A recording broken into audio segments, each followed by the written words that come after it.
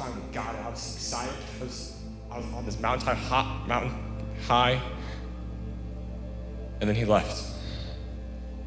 God called his family to a different church. And then, one by one, all my friends from this friend group that I thought I formed also left. So now again, I feel this deep loneliness, feeling this deep inadequacy because no one loves me. Because if I was loved, I wouldn't feel this alone. And so therefore, there must be something wrong with me. Someone has to come along and tell me I'm good enough. So what if this female, what if I start dating? What if a female can tell me I'm loved and valuable and cherished like my grandma did? And if I have a girlfriend who tells me that she loves me and tells me that I'm the best man in her life, then maybe I might be okay until she cheats on me. Until I'm back in the same place, only worse. So I gave my last hope. Grew up my entire life hearing that God could trust you, and so I can trust his people, I can trust his word, and so I can rely on God's people to love me, because they're told to love me. So I'm gonna get plugged into this youth group. I'm gonna start loving them, and I'm gonna even find a girlfriend in this youth group, and it's gonna be good, it's gonna be great. Until COVID and the breakup happened. And I once again saw an entire church almost turn their back on me. And so in this time, I have hit my lowest of low. I am so angry at God. He took my grandma away, he took my best friend away, he took a youth group away, and his people that he is told to love are failing at their job, and he's not doing a thing. And I am all alone. I am unlovable, God. Why would you make me so unlovable? Why would you make me so annoying, so obnoxious, so repulsive to everybody around me that no one wants to be near me? Why, God? You can't be good. You can't be who you say you are. For if you were, I wouldn't be this way. So screw you, God. I'm going to fix my life because you have done a crappy job up until then. So I'm going to turn to my addictions. I'm going to turn to my anger. I'm going to be the most stubborn cuss in existence because you aren't doing it Aaron's way. And from there, it didn't get better. I got more angry, more upset. The point where I asked God daily just to let me die.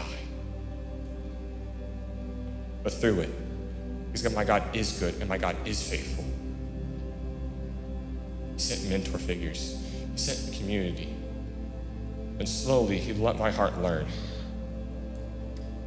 that I need to trust in him. Trust what he says.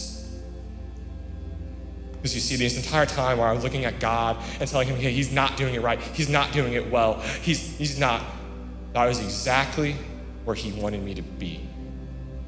Where I was exactly what the great prophets were. I was alone, broken, angry, and confused. Because God was setting up a greater story than I could ever know.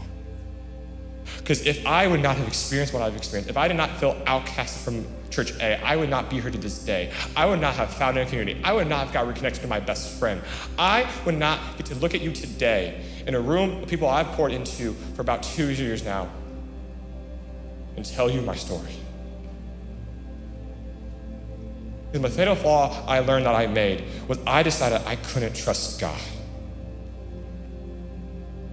And I realized that's an extremely prideful statement to make. Because if we're not trusting God, we're trusting in ourselves. And why are we trusting ourselves? When the creator of the universe says that you are loved, you are valuable, that he accepts you, that he redeems you.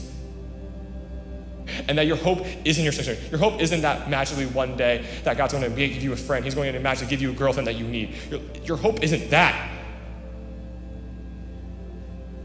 Your hope falls in that my God says that he loves you and that he has a plan for you. And I would love to tell you that someone told me that and I knew that God in my life was fixed. Fact is, that's not the case.